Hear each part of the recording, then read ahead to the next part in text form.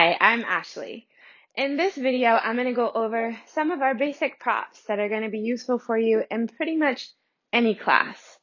So I have two blocks, a strap, a blanket, and a stool.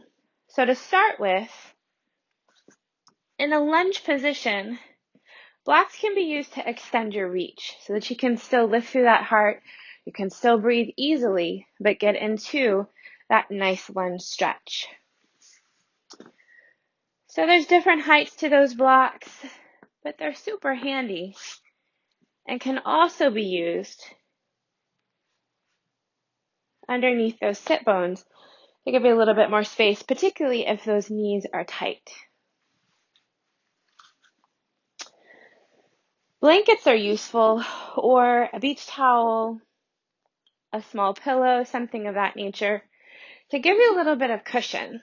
So sometimes in our tabletop position or in any kneeling position, it can be a little bit uncomfortable on those knees. So being able to place a cushion under there that's going to still allow you to find your pose is super helpful. Another tool is to fold that over and give yourself a little bit of a lift in your sit bones. So for those of us who have tight hips, finding a comfortable seat is a challenge because we can't really lift through the torso. Everything is tight, so kind of round your spine. If you utilize a blanket and place your seat just towards the front edge of that, it gives you a little bit of a lift so that you're still able to have a nice long spine without feeling too tight. And again, utilizing your blocks, placing them underneath the knees. So if your knees and your hips are pretty tight, giving you something to rest them on that's going to allow those hip flexors a little bit of breathing room so that they can actually relax. And the last, this is mine, sit. Of course, he lays down. So our strap is really something to give you a little bit more space. So sometimes when we are, say, interlacing our fingers, for a lot of people, the only way to lift the arms away from the tailbone is to lock out those elbows, which puts a lot of stress on that joint. We don't ever want to lock out in our joints in yoga. So if at any time you interlace those fingers and the only way that you can lift them out is to lock out, grab yourself a strap, a hand towel, a belt, something that's going to be able to give you space in between those hands, but still allow you to find the pose. So, for example, rolling those shoulders back, micro bending the elbows, and lift. The same thing applies for some other really great shoulder stretches. If you can't reach those fingers towards each other, you can utilize a strap to still find a really nice stretch.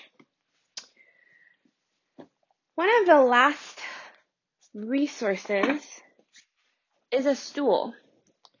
So particularly if you're having some knee issues or you're not able to find a down dog position, either because you're not able to hold that much weight in your shoulders or it's just a limited range of motion for now, utilizing either a stool, a step stool, a folding chair, anything that you can use that's going to be stable, meaning that it's not going to slide around and it can take a little bit of pressure.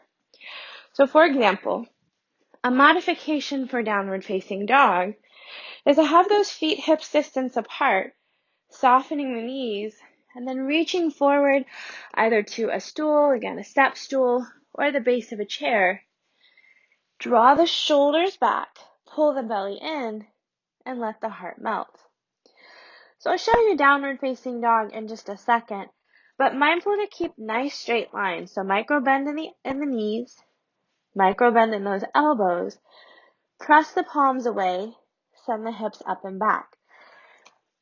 And as things start to open up, maybe walk your heels back a little bit more, maybe walk your hands in the stool a little bit forward.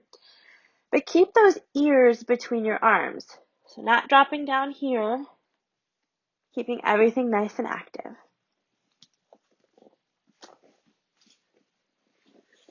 And your basic downward facing dog. From your tabletop position, and again, remember, you can place the blanket underneath those knees if that feels good. So wrists, elbows, shoulders are stacked, knees are underneath those hips. Walk your hands forward about a hand's length.